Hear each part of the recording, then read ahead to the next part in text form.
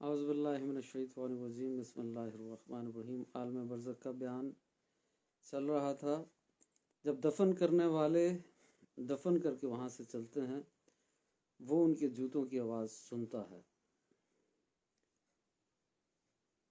مردے کو دفن کیا گیا، 40 قدم دفن کر کے جو لوگ آ رہے ہیں وہ 40 قدم پیچھے ہٹیں گے، وہ ان کے جوتوں کی آواز سننا شروع ہو رہا۔ 40 قدم پیچھے ہٹے اور منکر نہیں، ہم منکر نکیر قبر میں آ جائیں گے۔ اس وقت اس کے پاس 2 فرشتے اپنے دانتوں سے زمین چیرتے ہوئے آتے ہیں۔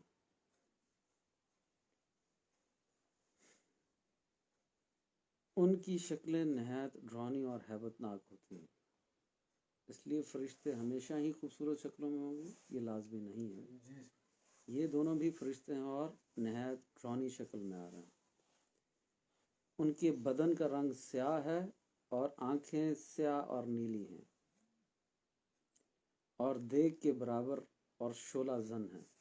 ایک ایک آنکھ اتنی بڑی ہے جیسے دیگ پکتی ہے نا، دیگ چاولوں کی دیگیں کھاتے رہتے ہیں، دیگ کے برابر ایک ایک آنکھ ہے، نیلی اور سیاہ، اور رنگ بھی سیاہ اور ڈرونی شکلوں والے اور ہیبت ناک خوف والے۔ اور یہ ہیں، یہ تعارف ہو رہا ہے کس کا؟ منکر نکیر کا۔ یہ سوال پوچھنے آ رہے ہیں کب؟ جب مردے 40 قدم، مردے نہیں، مردے کو دفن کر کے لوگ 40 قدم پیچھے آئیں گے اور ان کو محیب اور ان کے محیب کہتے ہیں خوفناک بال سر سے پاؤں تک، اور ان کے دانت کئی ہاتھ کے جن سے زمین چیرتے ہوئے آئیں گے۔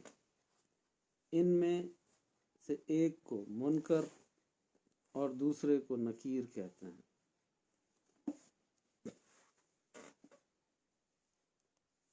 مردے کو جھنجھوڑتے اور جھڑک کر اٹھاتے اور نہایت سختی کے ساتھ کرخت آواز میں سوال کرتے ہیں۔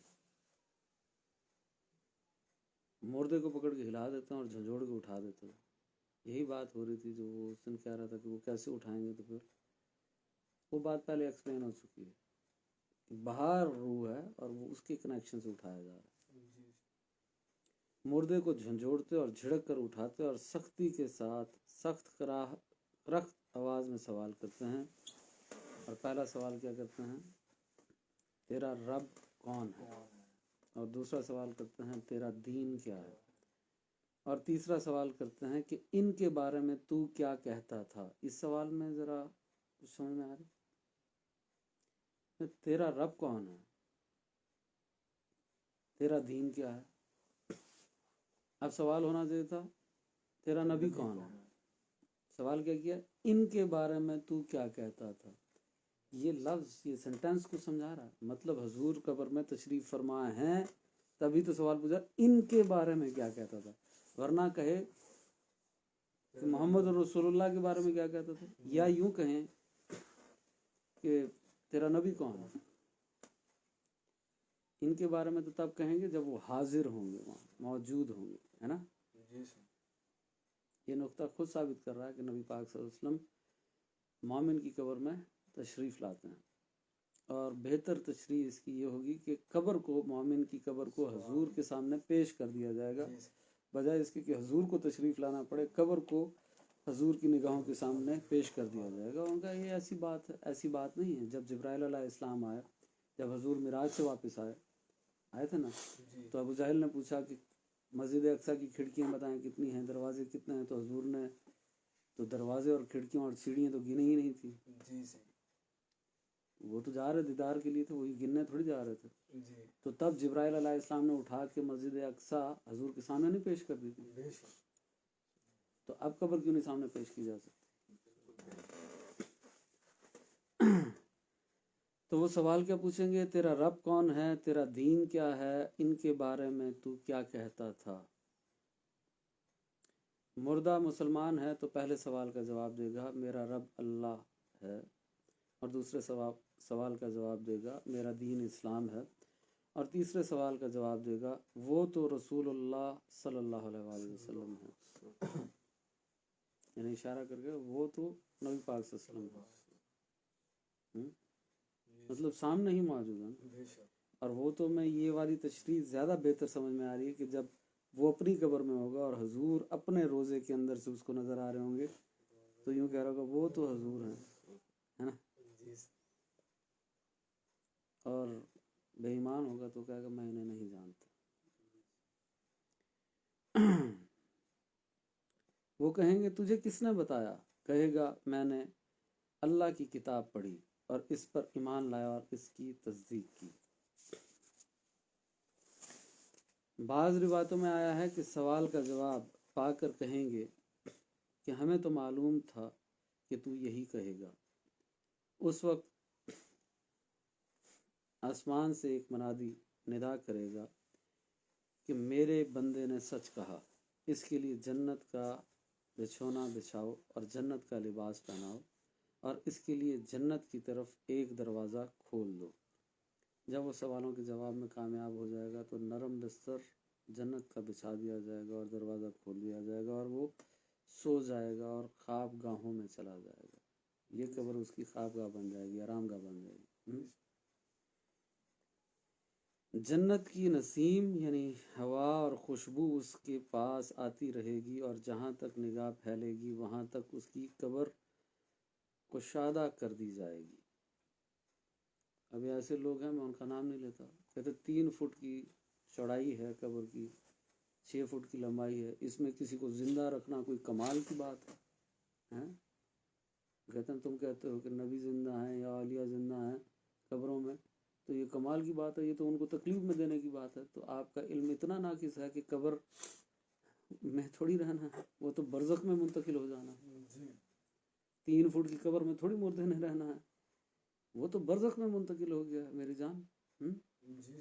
تو یہ آپ کا علم اتنا کم ہے۔ اور دوسری بات یہ کہ اس کی قبر تو وسیع کر دی جائے گی، جہاں تک اس کی نگاہ جائے گی وہاں تک اس کی قبر کو وسیع کر دیا گیا۔ وہ 3 فٹ کی تھوڑی رہ گئی ہے، 6 فٹ کی تھوڑی رہ گئی۔ تو ایسی باتیں نہیں کرنا چاہیے، علم حاصل کرنا چاہیے۔ اور جہاں تک نگاہ پھیلے گی وہاں تک اس کی قبر کشادہ کر دی جائے گی، کھلی کر دی جائے گی، اور اس سے کہا جائے گا تو سو جا جیسے دھلا سوتا ہے۔ یہ خواص کے لیے عموماً ہے اور عوام میں ان کے لیے جن کو وہ چاہے، ورنہ وسعت قبر حسب مراتب مختلف ہے۔ مطلب جیسے درجہ ہوگا، جتنے نیک اعمال ہوں گے، جتنا گناہوں سے بچتا ہوگا، اتنی قبر زیادہ روشن اور اتنی زیادہ چوڑی اور لمبی ہو جائے گی۔ کم نیکی ہیں تو کم چوڑی اور لمبی، زیادہ نیکی ہیں تو زیادہ لمبی اور چوڑی۔ یہ مرتبے کے اعتبار سے ہے، درجے کے اعتبار سے ہے۔ بعض کے لیے 70 ہاتھ لمبی چوڑی ہوگی تو زیادہ لمبی چوڑی نہیں، 70 ہاتھ ہوگی، اور بعض کے لیے جتنی وہ چاہے زیادہ، حتیٰ کہ جہاں تک نگاہ پہنچے۔ تو یہ سب درجوں کا اعتبار ہے۔ درجوں کے اعتبار سے کوئی قبر میں رہ رہا تھا، کوئی پہلے آسمان پہ، کوئی 7ویں پہ، کوئی آج کی زندگیوں میں، اور درجوں کے اعتبار سے ہی قبر روشن اور وسیع زیادہ ہو رہی ہے اور کم ہو رہی ہے۔ یہ مومنین اور مسلمانوں کی بات ہو رہی ہے، کفار کی نہیں۔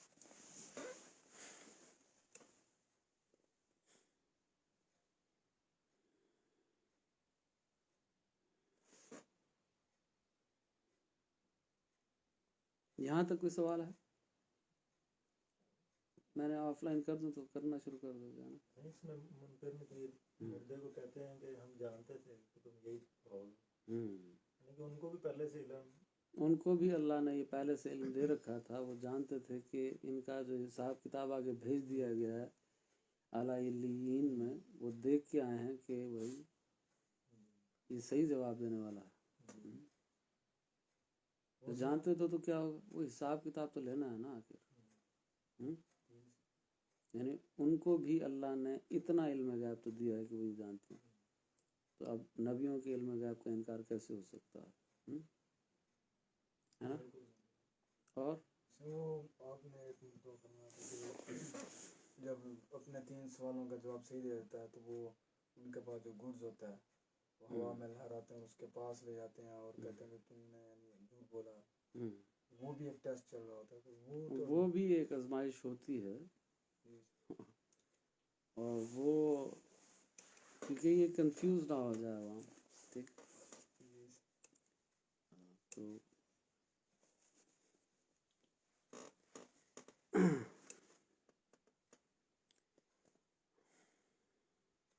اور اس ساتھ یعنی آسی کی جمع یعنی گنہگاروں کو نافرمانوں کو کہتے ہیں. اس ساتھ ٹھیک ہے نا. اب گنہگاروں کی بات شروع ہو رہی ہے اور کفار کی بات شروع ہو رہی ہے. میں بعض پر عذاب بھی ہوگا ان کی معصیت کے لائق، پھر ان کے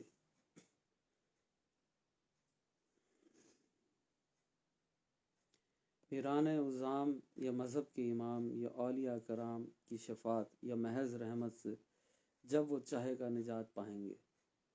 یعنی اب یہ صرف مسلمانوں کی بات ہو رہی ہے اور وہ گنہگار ہیں، تو اگر اللہ چاہے تو اپنی رحمت سے بخش دے، چاہے تو ان کی شفاعت نبی پاک فرما دے، چاہے تو اولیاء اللہ کو یہ اذن اللہ عطا فرما دے کہ وہ ان کی شفاعت کی دعا کرے اور اللہ ان پر رحمت فرما دے. اور اگر ایسا نہ کیا تو ان کو عذاب قبر ہوگا. اور بعض نے کہا مومن عاصی پر عذاب قبر شب جمعہ آنے تک ہے، اس کے لیے اس کے آتے ہی اٹھا لیا جائے گا. اور کچھ علماء نے یہ بھی کہا ہے کہ ایک شخص جب گیا ہے تو جیسے ہی جمعے کی رات آ جائے گی، اور جمعے کی رات کیا ہوگی، یعنی جمعرات کو مغرب کے بعد جمعے کی رات شروع ہوگی. تو جمعے کی رات اگر آ گئی اس پر تو عذاب اس سے اٹھا لیا جائے گا. اور یہ بھی ایک روایت ہے. ٹھیک ہے، لازمی نہیں ہے ایسا ہی ہو. تو بہت حساب ہے، اور اصل میں حساب کس چیز کا ہے کہ حقوق اللہ کا حساب ہو رہا ہے، حقوق العباد کا حساب ہو رہا ہے. تو حقوق اللہ چاہے تو معاف کر دے، چاہے تو نہ کرے. پر حقوق العباد معاف نہیں فرماتا، اور حقوق العباد تب تک نہیں معاف فرماتا جب تک جس کا وہ حق ہے وہ معاف نہ کرے. تو اس لیے اکثر مردوں پر عذاب قبر حقوق العباد کی وجہ سے ہو رہا ہوتا، حقوق اللہ کی وجہ سے بھی ہو رہا ہوتا. پر حقوق اللہ چاہتا ہے تو بخش دیتا ہے، نہیں چاہتا تو اس کی مرضی. بہرحال حقوق العباد تو نہیں بخشتا جب تک وہ بندہ نہ معاف کرے. اس لیے اکثر حقوق العباد میں پکڑے جاتے ہیں. تو ہاں، یہ حدیث سے ثابت ہے کہ جو مسلمان شب جمعہ یا روز جمعہ یا رمضان مبارک کی کسی دن رات میں مرے گا، سوال نکیرین و عذاب قبر سے محفوظ رہے گا. حدیث سے ثابت ہے کہ اگر جمعرات کی رات کو فوت ہوا ہے، یا جمعے کے دن فوت ہو گیا، یا رمضان میں فوت ہو گیا، رمضان کے کسی دن رات میں فوت ہو گیا، تو اس سے سوال نکیرین اور عذاب قبر سے وہ محفوظ رہے گا. مطلب سوال نہیں ہوں گے، نہیں ایسا نہیں، سوال تو ہوں گے، عذاب قبر میں کمی ہو جائے گی یا ختم کر دیا جائے گا. اور یہ جو ارشاد ہوا ہے کہ اس کے لیے جنت کی کھڑکی کھول دیں گے، یہ یوں ہوگا کہ پہلے اس کے بائیں ہاتھ کی طرف جہنم کی کھڑکی کھولیں گے.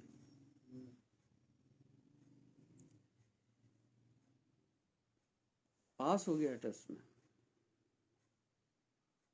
جو ٹیسٹ میں پاس ہو گیا ہے اس کے لیے پہلے دوزخ کی کھڑکی کھولی جا رہی. تو گھبرا جائے گا، میں تو ٹیسٹ میں پاس ہو گیا ہوں، میرے لیے دوزخ کی کھڑکی کی کھول دی. اس کو دکھائیں گے کہ اگر تو ٹیسٹ میں پاس نہ ہوتا تو یہ تیرا عذاب تھا، اس لیے کھول کے تو یہ دکھا رہے ہیں، پر تو پاس ہو چکا ہے، اب لہٰذا اس میں تو نہیں جائے گا. صرف تو یہ دکھانے کے لیے کھولی تھی تاکہ تو یہ عین الیقین ہو جائے کہ کوئی عذاب قبر بھی کوئی چیز ہے، اور اس چیز کا بھی عین الیقین ہو جائے کہ دوزخ بھی کوئی چیز ہے. پھر اس کے لیے بہرحال جنت کی کھڑکی کھول دی جائے. تو اس کے بائیں ہاتھ کی طرف جہنم کی کھڑکی کھولیں گے جس کی لپٹ اور جلن اور گرم ہوا اور سخت جس سے سخت بدبو آئے گی، اور معاً یعنی فوراً بند کر دیں گے۔ اس کے بعد دائیں طرف سے جنت کی کھڑکی کھولیں گے اور اس سے کہا جائے گا کہ اگر تو ان سوالوں کے صحیح جواب نہ دیتا تو تیرے واسطے وہ تھی، اور اب یہ ہے، تاکہ وہ اپنے رب کی نعمت کی قدر جاننے کہ کیسی بلائے عظیم سے بچا کر کیسی نعمت عظمیٰ عطا فرمائی ہے۔ پہلے دوزخ کی کھڑکی اس لیے دکھا دی تاکہ اس کو اپنی نعمت کا احساس ہو جائے کہ کتنی بڑی نعمت اللہ نے اس کو عطا کی ہے، کہ اتنی خطرناک جگہ سے اس کو بچا کے اس کے لیے نرم بستر بچھا کے ٹھنڈی ہوائیں چلا کے قبر کو کشادہ کر کے اور جنت کا دروازہ کھول دیا ہے۔ تو یہ اللہ کی رحمت ہے تاکہ وہ زیادہ سے زیادہ شکر ادا کرے، اور اللہ کو صبر کرنا اور شکر کرنا بہت پسند ہے۔ اور منافق کے لیے اس کا برعکس ہوگا، مطلب اس کے لیے پہلے منافق اور کافر کے لیے، اور اس کے لیے پہلے جنت کی کھڑکی کھولی جائے گی اور اس کو کہا جائے گا اگر تو نیک کام کرتا تو یہ تیرے لیے ہوتی، بہرحال اب یہ تیرے لیے نہیں ہے، اور پھر دوزخ کی کھول دی جائے گی۔ اور یہ کیوں ہوگا؟ تاکہ اس کو حسرت، عذاب کے ساتھ حسرت بھی پیدا ہو کہ ہائے یہ میں نے کیا کر دیا کہ اتنی بڑی نعمت کو کھو دیا۔ پہلے جنت کی کھڑکی کھولیں گے، اس کی خوشبو، ٹھنڈک، راحت، نعمت کی جھلک دیکھے گا، اور فوراً بند کر دیں گے اور دوزخ کی کھڑکی کھول دیں گے تاکہ اس پر اس بلائے عظیم کے ساتھ حسرت عظیم بھی ہو کہ حضور اقدس صلی اللہ علیہ وآلہ وسلم کو نہ مان کر یا ان کی شان رفیع میں ادنا گستاخی کر کے کیسی نعمت کھوئی اور کیسی آفت پائی۔ اور اگر مردہ منافق ہے تو سب سوالوں کے جواب میں یہ کہے گا افسوس مجھے تو کچھ معلوم نہیں، میں لوگوں کو کہتے سنتا تھا، خود بھی کہتا تھا۔ ایک تو ہے مسلمان، کیونکہ پوزیشن 3 ہے، صرف مسلمان ہے، منافق ہے اور کافر ہے، چوتھا اور کوئی نہیں۔ تو مسلمان نے اگر نیک ہے تو جواب دے دیے، کافر ہے تو اس نے کہا میں جوابوں میں وہ فیل ہو گیا۔ اور منافق کیا کہے گا؟ افسوس مجھے تو کچھ معلوم نہیں، میں لوگوں کو کہتے سنتا تھا، خود بھی کہتا تھا۔ یہ اس نے کیوں کہا؟ کیونکہ وہ لوگوں کو دھوکہ دینے کے لیے مسلمان بنا ہوا تھا۔ حضور کے دور میں ایسے منافقین تھے نا، جو صحابہ کے سامنے کہتے تھے کہ ہم ایمان لے آئے اللہ پر، رسول پر، قرآن پر، اور دل میں ہنستے تھے اور کہتے تھے ہم تو ایمان والے نہیں ہیں، اور اپنے ساتھیوں کے سامنے جا کے مذاق اڑاتے تھے کہ ان کو پتہ ہی نہیں لگتا، ہم تو اصل میں اندر سے یہودی ہیں، عیسائی ہیں یا کافر ہیں، ہم مذاق اڑانے کے لیے ان کے سامنے مسلمان بنے ہوں۔ تو وہ منافقین تھے، زبان سے کہتے تھے اور دل میں کفر تھا۔ تو منافق کسے کہتے ہیں؟ جو زبان سے کہے کہ اللہ کو، رسول کو اور قرآن کو مانتا ہوں اور دل میں کفر ہو، وہ منافق ہوتا ہے۔ اور مسلمان کون ہوتا ہے؟ جو زبان سے کہے۔ اور مومن کون ہوتا ہے؟ جو دل سے تصدیق کر دے۔ تو مومن مسلمان وہ ہو گیا جو زبان سے اسلام کے بنیادی عقائد کا اقرار کرے اور دل سے اس کی تصدیق کر لے، یہ مومن مسلمان ہے۔ اور کافر کون ہے؟ کافر وہ ہے جو کہہ رہا ہے، جو زبان سے بھی انکار کر رہا ہے اور دل سے بھی انکار کر رہا ہے، تو وہ کافر ہے۔ تو کافر منافق سے بہتر ہے، کیوں؟ کیونکہ وہ کھلم کھلا انکار تو کر رہا ہے، جھوٹ تو نہیں بول رہا۔ منافق تو اس سے بھی زیادہ خطرناک ہے کہ مسلمانوں کو کہہ رہا میں تمہارا مسلمان ہی ہوں اور دل میں کفر موجود ہے، دل میں کافر ہے، اوپر سے مسلمان بنا ہوا ہے۔ تو یہ تو دوگلا ہے، یہ اس سے بھی زیادہ خطرناک ہے۔ اس لیے کافر دوزخ کے 7 درجے ہیں، جو کافر ہے دوزخ کے 4تھے درجے میں جائے گا، اور جو منافق ہے وہ دوزخ کے 7ویں درجے میں جائے گا۔ یعنی کافر سے بھی زیادہ عذاب منافق کے لیے۔ بہرحال کافر ہو یا منافق ہو، دونوں ہی ہمیشہ دوزخ میں رہیں گے۔ اور یہ کس منافق کی بات ہو رہی ہے؟ منافق فی العقیدہ کی بات ہو رہی ہے، منافق فی العمل کی نہیں۔ منافق فی العمل تو مسلمان بھی ہو سکتا ہے، کوئی مومن بھی ہو سکتا ہے، یعنی وہ مسلمان مومن جو جھوٹ بولے، وعدہ خلافی کرے اور امانت میں خیانت کرے، تو یہ وہ منافق ہے جو منافق فی العمل ہے، جس کے عمل میں ایک منافقت پائی جاتی ہے. یہ منافق فی العقیدہ نہیں ہے، اس کے دین میں کوئی خرابی نہیں. منافق فی العقیدہ وہ جس کے عقیدے میں ہی خرابی ہے، جو عقیدہ ہی کہہ رہا ہے کہ میرا عقیدہ وہ کہ اللہ پر ہی ایمان نہیں لا رہا، نبی پاک پر اور قرآن پر ہی ایمان نہیں لا رہا، یہ منافق فی العقیدہ ہوتا. تو یہ منافق کی دو قسمیں سمجھ میں آ گئی. منافق کی دو قسمیں، منافق فی العمل اور منافق فی العقیدہ. اور میں جس منافق کی بات کر رہا ہوں کہ وہ ہمیشہ دوزخ میں رہے گا، یعنی جس کی قرآن بات کر رہا ہے، وہ منافق فی العقیدہ کی بات ہو رہی ہے. اور یہ عقیدہ مطلب کسی ولی کو نہیں مانتا، پیر کو نہیں مانتا، اس لیے بد عقیدہ، یہ بات نہیں ہو رہی. اسلام کے بنیادی عقائد کا جو انکار کرتا ہے وہ منافق فی العقیدہ ہے. ٹھیک ہے نا؟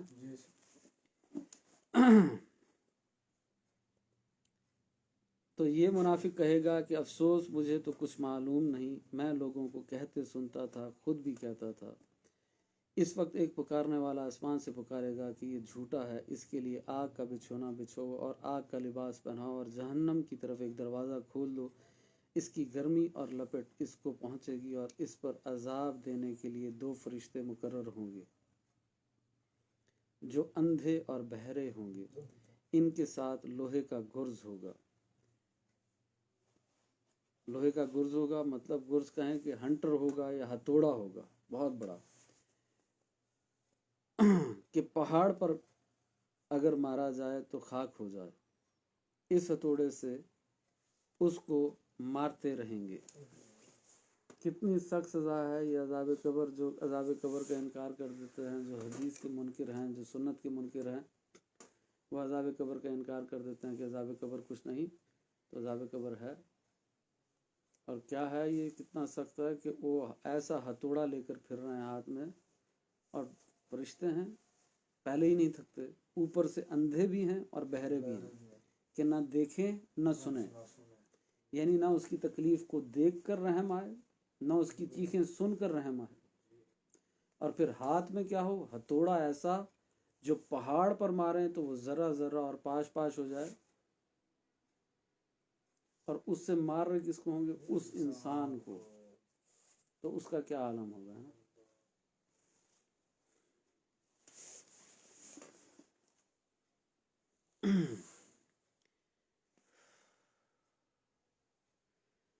تو آج اگر گناہوں سے باز نہیں آنا تو اس گرز کے لیے تیار رہنا چاہیے. یعنی اگر نماز نہیں شروع کرنی، زکوٰۃ نہیں دینی، نماز روزہ حج زکوٰۃ نہیں کرنا، نیک اعمال نہیں کرنے، گناہوں سے نہیں بچنا، تو اس ہتھوڑے کے لیے تیار رہنا چاہیے. اور یہ غیب کی خبریں ہیں جو اللہ نے نبی پاک صلی اللہ علیہ وآلہ وسلم کو عطا فرما دی، اور انہوں نے ہمیں عطا فرما دی. اور یہ اللہ کا بڑا احسان عظیم ہے کہ فیوچر اس نے ہمیں بتا دیا. کہ فیوچر اس نے بتا دیا ہے جو کہ ہم جا کے خود سے دیکھ نہیں سکتے، اور کوئی عام شخص ہمیں بتا نہیں سکتا. اللہ ہی بتا سکتا ہے، یا اس کے بتانے سے اس کے رسول بتا سکتے ہیں. تو نبی پاک نے ہمیں بتا دیا کہ یہ ہونے والا ہے آگے واقعہ، تو اس کی تیاری کر لو.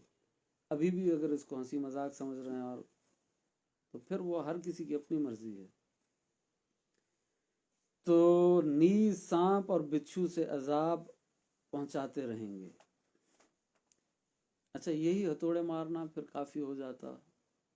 مارا اس کو، پاش پاش کر دیا، پھر جوڑا، پھر مارا، پھر توڑ پھوڑ دیا، پھر جوڑا، پھر مطلب ایک ہتھوڑا مارا، جب پہاڑ ٹوٹ جائے گا تو وہ بھی ٹوٹ پھوٹ کے ختم ہو گیا نا. دوسرا مارنے کی تو ضرورت ہی نہیں. پھر دوبارہ جوڑ دیا، پھر مارا، پھر جوڑ دیا، پھر. تو یہ سلسلہ جب تک اس کے سارے گناہ ختم نہ ہو جائیں تب تک یوں اس کی دھلائی چلتی رہے گی. وہ جیسے دھوبی صفائی کر رہا ہوتا نا ڈنڈے مار مار کے، وہ ڈنڈے مار رہا ہوتا ہے، یہ ہتھوڑے مار رہا ہے. تو یہ ایک تو تزکیہ نفس یہ ہے کہ آپ زمین پہ تزکیہ نفس شرافت سے کر لیں، اپنے نفس کو گناہوں سے پاک کر لیں تزکیہ نفس کر کے. ایک پھر تزکیہ نفس یہ ہے کہ آپ کو قبر میں ہتھوڑوں سے مار مار کے، یعنی ہمیں ہتھوڑوں سے مار کے تزکیہ وہاں کیا جائے گا. اور ایک تزکیہ پھر کیا ہے کہ وہاں بھی اگر صفائی نہ ہوئی تو دوزخ کی آگ تزکیہ کرے گی. تو تزکیہ نفس کسے کہتے ہیں؟ اپنے نفس کو گناہوں سے پاک کرنا. نیز سانپ اور بچھو اسے عذاب پہنچاتے رہیں گے. نیز اعمال اپنے مناسب شکل پر متشکل ہو کر کتے یا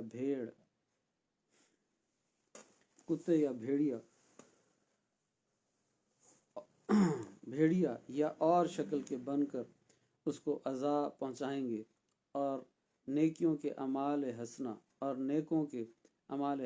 مقبول و محبوب صورت پر متشکل ہو کر اس کو انس دیں گے.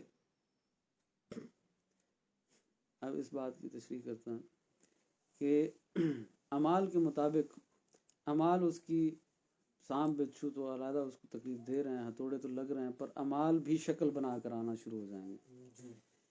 اگر اس کے برے اعمال تھے تو کوئی برا عمل کتے کی شکل میں آ جائے، کوئی بھیڑیے کی شکل میں آ جائے گا، کوئی سور کی شکل میں آ جائے گا، مختلف شکلوں میں آ کے اس کو ڈرائیں گے، تکلیف پہنچائیں گے، کاٹیں گے.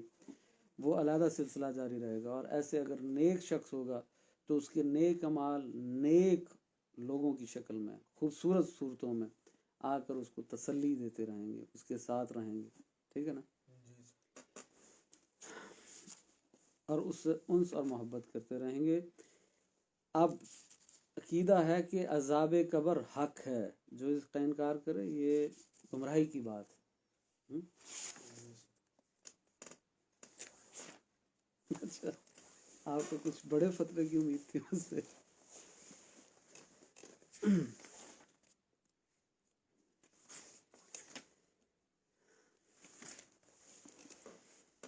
اور یوں ہی تنعیم قبر حق ہے، یعنی قبر میں نعمت کا ملنا، جزا کا ملنا بھی حق ہے، سچ ہے. اور قبر میں عذاب کا ہونا بھی حق ہے اور سچ ہے. اور دونوں جسم و روح دونوں پر ہیں.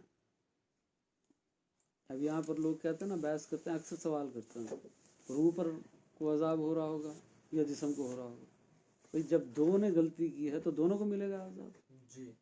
روح اور جسم دونوں مل کر یہاں انسان ہے نا، انسان دو چیزوں سے مل کر بنا ہے، روح اور جسم سے. تو دونوں مل کر گناہ کر رہے ہیں تو دونوں کو عذاب، دونوں مل کر نیکی کر رہے ہیں تو دونوں پر رحمت.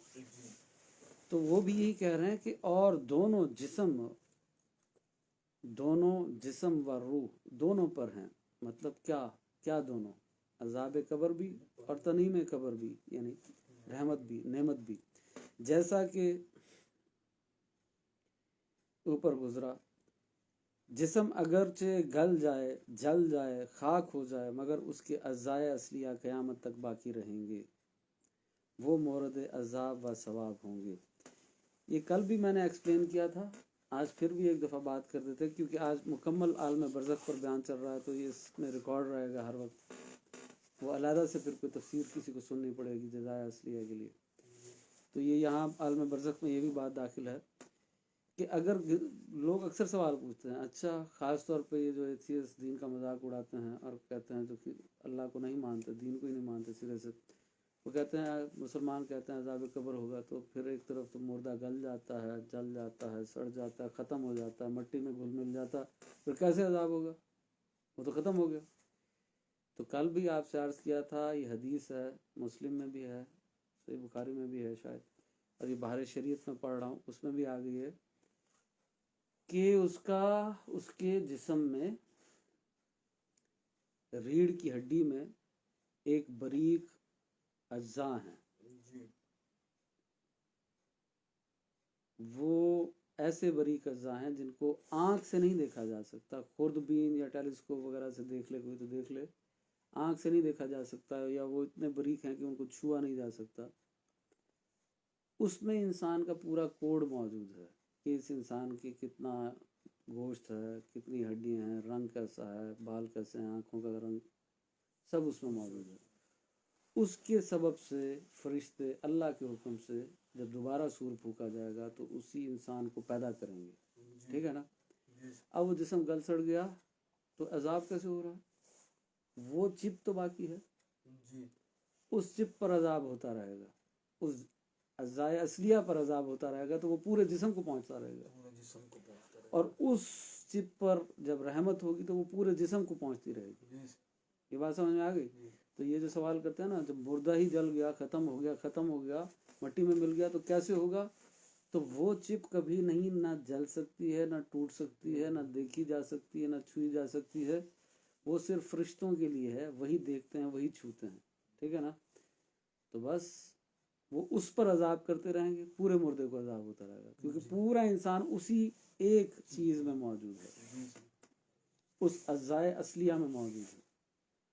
और रहमत कैसे होगी? उसी एक पर हो रही होगी, ठीक है ना? जी तो जिस्म अगरचे गल जाए, जल जाए, खाक हो जाए, मगर उसके अज़ाए असलिया, इसको अजबुल ज़नब भी कहते हैं, ठीक है ना? अज़ाए असलिया, मैं चिप चिप जब कहता हूँ तो ये चिप नहीं है, समझाने के लिए कहता हूँ। जी सर, तो फिर ढूंढना शुरू हो जाए कि आपने कहा था वो चिप है, वो बताएं कहाँ है। वो ये अज़ाए असलिया है, अजबुल ज़नब जिसको कहते हैं। अज़ाए असलिया क़यामत तक बाकी रहेंगे, वो मोरद अज़ाब व सवाब होंगे, और उन्हीं पर रोज़े क़यामत दोबारा तरकीब जिस्म फरमाई जाएगी। ये बात मैंने क्लियर कर दी ना? जी इसी के ज़रिए से जिस्मों को दोबारा पैदा किया जाएगा। वो ये एतराज़ भी करते हैं ना, कुफार ये एतराज़ करते थे, उसकी हड्डियाँ उसमें मिल जाएंगी गल सड़ के, उसकी उसमें मिल जाएंगी, वो मट्टी मट्टी हो जाएंगी, तो उसकी मट्टी उसमें मिल गई, उसमें मिल गई, तो कैसे पता लगेगा अल्लाह को? तो अल्लाह तो हर चीज़ पर कादिर और अलीम है। बेशक, और वो फरिश्तों को कैसे पता लगेगा? ऐसे पता लगेगा कि उनके पास ये अज़ाए असलिया होंगे, इससे वो पहचान लेंगे कि ये मट्टी फलां के जिस्म की है, ये मट्टी फलां के जिस्म की है, ठीक है ना? कोई सवाल है तो पूछो, ऑफलाइन होने का इंतजार नहीं करना है। हाँ सही जी, ये मिट्टी का जो जिक्र है वही है ना सही, जो हमने तफसीर में पढ़ी थी कि इंसान उसी मिट्टी से बनाया जाता है जिसमें वो दाखिल होगा कब्र में। हर इंसान को जिस जगह पर उसकी कब्र बनी है जी सर, वो उसी मट्टी से पैदा किया गया।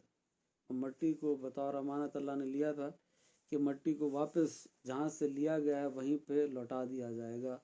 इसलिए अगर कोई शख्स देखना चाहता है वो किस जगह की मट्टी का बना हुआ है, ज़मीन का तो बना हुआ है, पर ज़मीन में किस जगह की मट्टी का बना हुआ है, तो जहाँ पे उसकी कब्र होगी, किसी की वो कब्र देखे तो वो शख्स उस कब्र से की मट्टी से पैदा किया गया। और इन्हीं पर रोज़े क़यामत दोबारा तरकीब जिस्म फरमाई जाएगी। वो कुछ ऐसे बारीक अज़्ज़ा हैं रीढ़ की हड्डी में जिसको अजबुल ज़नब कहते हैं। ना किसी खुर्दबीन से नज़र आ सकते हैं, ना आग उनको जला सकती है, ना ज़मीन उनको गला सकती है।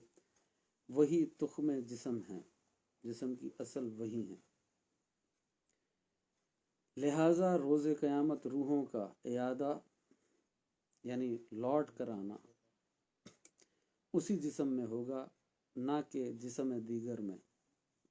ये नुक्ते बहुत समझने वाले होते हैं। उनका वो उन्होंने चिप उठा लिया, लिहाजा वो एक नया जिस्म बना देंगे। नया जिस्म नहीं बनेगा, इसी जिस्म को दोबारा ज़िंदा किया जाएगा, वरना फिर दोबारा ज़िंदा करने की बात क्या होगी? जिस्म तो नया है, इसी जिस्म को दोबारा पैदा करके ज़िंदा किया जाएगा, ठीक है ना? और अगर कोई और जिस्म कर दिया जाए पैदा नया, तो क्या हर्ज है? हर्ज है वो ये कि इस जिस्म ने किया था गुनाह और इस रूह ने किया था, और जिस्म आपने नया पैदा कर दिया, तो उस नए जिस्म की क्या गलती की उसको अज़ाब दिया जाए, है ना? तो इसलिए नया जिस्म नहीं दिया जाएगा, बल्कि यही जिस्म होगा जिसके साथ आप दोबारा उठेंगे हशर के अंदर, और हम हशर के अंदर उठेंगे और फिर जन्नत में जाएंगे या दोज़ख में, इसी जिस्म और रूह के साथ जाएंगे। नया जिस्म नई रूह कुछ नहीं है।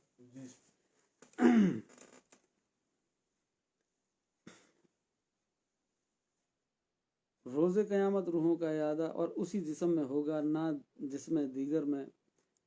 भलाई ज़ैद अज्जा का घटना बढ़ना जिस्म को नहीं बदलता। जैसे बच्चा कितना छोटा पैदा होता है, फिर कितना बड़ा हो जाता है, कभी हैकल जवान बीमारी में घुलकर कितना हकीर रह जाता है, फिर नया गोश्त पोश आकर मिसले साबिक हो जाता है।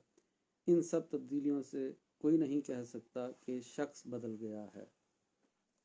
बच्चा पैदा हुआ, फिर वो बड़ा हो गया, कद बड़ा हो गया, अब आप कहेंगे कि ये वो इस्माइल नहीं है जो पैदा हुआ था, ये और है। वही इंसान है ना। कोई मोटा हो गया, पतला हो गया, बीमार हो गया, ताकतवर हो गया, इंसान तो वही है ना। इन तब्दीलियों को जिस्म की तब्दीली नहीं कहा जाता। اس میں انسان وہی ہے, اس کا جسم وہی ہے, وہی جسم لمبا چوڑا موٹا پتلا ہو رہا ہے, جسم کوئی نیا نہیں دیا جا رہا. بالکل. یوں ہی روز قیامت کا عود ہے, وہی گوشت اور وہی ہڈیوں کے خاک یا راکھ ہو گئے ہوں گے, وہی گوشت اور ہڈیاں خاک یا راکھ ہو گئے ہوں گے, ان کے ذرے کہیں بھی منتشر ہو گئے ہوں, پھیل گئے ہوں, رب عز و جل انہیں جمع فرما کر, انہیں پہلی حیت پر لا کر, انہیں پہلے اجزائے اصلیہ پر کہ محفوظ ہیں ترکیب دے گا, اور ہر روح کو اسی جسم سابق میں بھیجے گا. اس کا نام حشر ہے. یہ بات کلیئر ہوگی. وہی جسم, وہی روح, جی اور ان کو دوبارہ زندہ کیا جائے گا اجزائے اصلیہ کے ذریعے, جی عجب و ضم کے ذریعے, اور پھر اسی روح کو اسی جسم میں بھیجا جائے گا, اور اسی کو حشر کہتے ہیں. اب اگر کسی نے کہا کہ میں حشر پر ایمان لاتا ہوں اور وہ ان باتوں کو نہیں مانتا, تو پھر اس کا حشر پر کیا ایمان ہے؟ جی یہی ساری باتوں کو تو حشر کہتے ہیں. عذاب و تنعیم قبر کا انکار وہی کرے گا جو گمراہ ہے. ٹھیک ہے, یہاں پر کفر کا فتویٰ نہیں ہے, یعنی جو عذاب قبر کا انکار کرے اس کو کافر نہیں کہہ سکتے. بہرحال وہ گمراہ ہے, یعنی اس کا عقیدہ جو ہے وہ اس معاملے میں درست نہیں ہے, پر اتنا برا نہیں ہے کہ اس کو کافر کہا جائے. جی جی. بس آخری 2 باتیں رہ گئی ہیں, تو آپ اپنے سوال لکھ لیں, اور پھر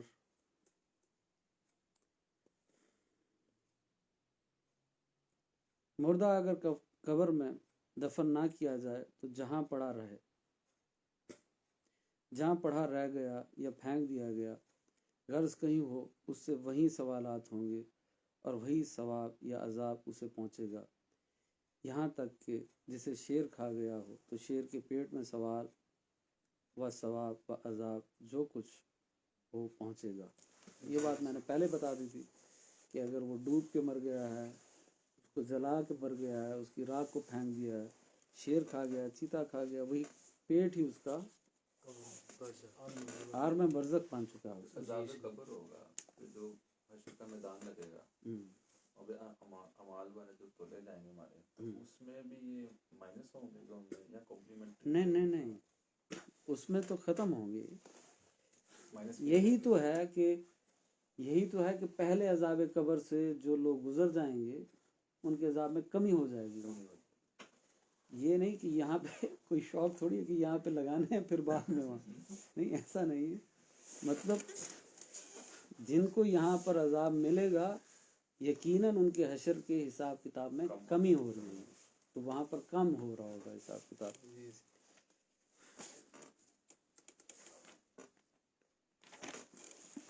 آپ اپنے سوال لکھنا شروع کر دیں, اور کوئی ویڈیو کھول لے, اور تو ہے نہیں.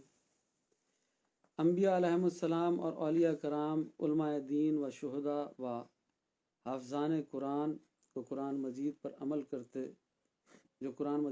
کرتے ہوں, اور وہ جو منصب محبت پر فائز ہیں, اور وہ جسم جس نے کبھی اللہ عز و جل کی معصیت یعنی گناہ نہ کیا ہو, اور وہ کہ اپنے اوقات درود شریف میں مستغرق رہتا ہو یعنی مصروف رہتے ہوں, ان کے بدن کو مٹی نہیں کھا سکتی. یہ تو انبیاء علیہ السلام کے جسموں کو نہیں مان رہے کہ ان کے جسم قبر میں محفوظ ہیں. یہاں تو یہ مسئلہ بیان کیا جا رہا ہے کہ انبیاء ہوں, اولیاء ہوں, علماء ہوں, اور شہداء ہوں, اور حافظ قرآن ہوں, جو قرآن پر صرف حفظ نہ کیا ہو بلکہ عمل بھی کرتے ہوں. آگے انہوں نے لکھا, یا جو منصب محبت پر ہوں جیسے عاشقین ہیں اللہ کے اور اس کے رسول کے, ان سب نے اگر قرآن اور سنت کے مطابق کام کیے ہیں اور معصیت نہیں کی, اور جو درود شریف پڑھتا ہو کثرت سے, وہ بھی ان سب کے جسموں کو مٹی نہیں کھاتی, ان کے جسم قبر میں محفوظ رہتے ہیں. تو یہ تو پھر ان سب کو بھی مل رہی ہے بات. تو آپ تو کچھ لوگ تو ایسے ہیں کہ وہ انبیاء کے نہیں مان رہے کہ انبیاء کے جسم قبروں میں محفوظ ہیں. تو جو شخص انبیاء کرام علیہ السلام کی شان میں یہ خبیث کلمہ کہے کہ مر کے مٹی میں مل گئے गुमराह, बद्दीन, खबीस, मुर्तकिब तौहीन है। ये सारी बातें मैंने नहीं की, ये बाहर शरीयत में उलमा ने लिखी हैं कि अगर कोई ये कहे कि अम्बिया राम तोबा नौज़बिल्ला मर कर मट्टी में मिल गए हैं, ऐसा कहना बहुत गलत बात है। ये गुमराह लोगों का तरीका है, बद्दीन लोगों का, खबीस लोगों का, और ये तौहीन करने वाले गुस्ताख लोग हैं, ऐसा नहीं कहना चाहिए। यहाँ पर आज हमने आलम बरज़ख